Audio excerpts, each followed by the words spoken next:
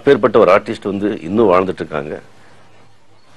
அவர் நல்லா வாழ்ந்துட்டு இருக்கும் போதே அந்த லெஜண்ட் இந்த மாதிரி வந்து அவர் பத்தி ஒரு எல்லாருடைய கருத்து எடுத்து அதை வந்து போட்டு அதை வந்து நாகேஷ் சார் பார்த்து மகிழ்ச்சி அடைகிறாங்க அப்படிங்கிறது எனக்கு ரொம்ப மிகப்பெரிய சந்தோஷம். எனக்கு வந்து என்னுடைய முதல் படம் அபூர்வ ராகங்கள். அந்த என்னுடைய முதல் படத்திலேயே வந்து அவ்வளோ பெரிய ஒரு லெஜண்ட் அவர் கூட நாகேஷ் சார் கூட நான் ஒர்க் பண்ணேங்கிற பெருமை எனக்கு இருக்கு. அதில் வந்து அபூர்வ ராகங்களை வந்து ஒரு இன்சிடென்ட் நான் ரொம்ப கஷ்டப்பட்டுட்டு இருந்தேன் ஆக்ட் பண்ணுறதுக்கு. பாலச்சந்திரன் சார் சொல்லிட்டே இருந்தாங்க.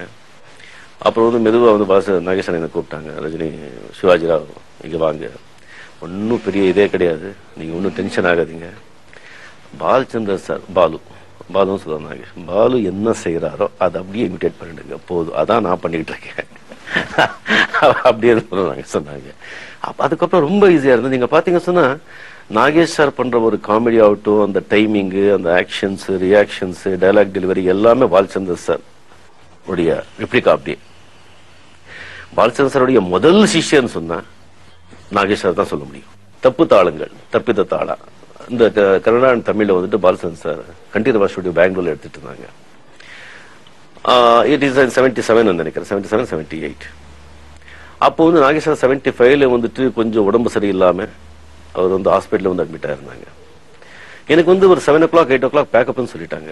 அதுக்கப்புறம் நான் போயிட்டு இதில் குளிச்சுட்டு கொஞ்சம் மதுவாக இருந்துட்டு இருந்தேன். 10 o'clock இருக்கும். அப்போ அசிஸ்டன்ட் டைரக்டர் அமீர்ஜான் கூப்பிட்டு, சார் உடனே கூப்பிட்றாங்க, ஒரு ஷாட் மிஸ் ஆயிடுச்சு, அது தெரியாமல் வந்து பேக்கப் சொல்லிட்டோம், நீங்கள் உடனே வரணும் சார். நான் ஆடி போயிட்டேன், தண்ணி போட்டிருக்கேன், என்னையா இது அப்படின்னு சொல்லி அதுக்கப்புறம் மறுபடியும் குளிச்சு ப்ரஷ் எல்லாம் பண்ணி ஸ்ப்ரே எல்லாம் அடிச்சு போய் மேக்கப் போட்டு அப்படியே நிற்கிறேன். பாலச்சந்திரன் சார் கிட்டே போகக்கூடாதுன்னு சொல்லி ரொம்ப ட்ரை பண்ணுறேன். அவருக்கு வந்து தெரிஞ்சு போச்சு, ஸ்மெல் கண்டுபிடிச்சிட்டாங்க. கொஞ்சம் கூட ரூமுக்கு வா அப்படின்னு.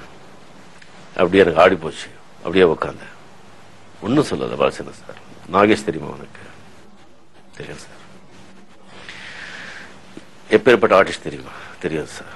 அவன் முன்னால நீ ஒரு இரும்புக்கு கூட சமம் இல்லை. ஓகே, தண்ணி போட்டு அவனே வாழ்க்கையை வேஸ்ட் பண்ணிக்கிட்டான். இனிமே ஷூட்டில் தண்ணி போட்டேன்னு பார்த்தேன், நான் கேட்டேன், செருப்பாலை அடிப்பேன் அப்படின்னு சொன்னார். அன்னைக்கு நான் விட்டதுதான். ஈவன் காஷ்மீர், ஜம்மு, அங்கே இங்கே என்ன குளிர் இருந்தா கூட அந்த மேகப் இருக்கும் போது ஒரு சொட்டு தண்ணி கூட நான் சாப்பிட்டது கிடையாது. ஸோ நாகேஷ் சார் அவரை பத்தி நான் சொல்லணும்னு சொன்ன வேறு நான் வந்து சொல்ல முடியும். மிகப்பெரிய மனிதர். அவர் வாழ்க்கையில வந்து ஏதாவது ஒரு பெரிய மிஸ்டேக் செஞ்சிருக்காங்கன்னு சொன்னா, ஒண்ணு அவர் போதைக்கு வந்து ஒரு காலத்துல அடிமையானது. ரொம்ப நல்லது செஞ்சிருக்காங்கன்னு சொன்னா அவர் படம் எடுக்காம இருக்கிறது. ஸோ அவ்வளவு பெரிய ஒரு லெஜண்ட். நீர்வொளி நல்ல ஆரோக்கியத்தோட மன நிம்மதியோட வாழணும்னு சொல்லி எல்லாம் இறைவனை வேண்டிக்கிறேன். அனைத்து தென்னிந்திய மொழிகளிலும் 1000த்திற்கும் மேற்பட்ட படங்களில் நடித்துவிட்ட இவரை இந்தியாவின் சார்லி சாப்ளின் என்று அழைக்கலாம்.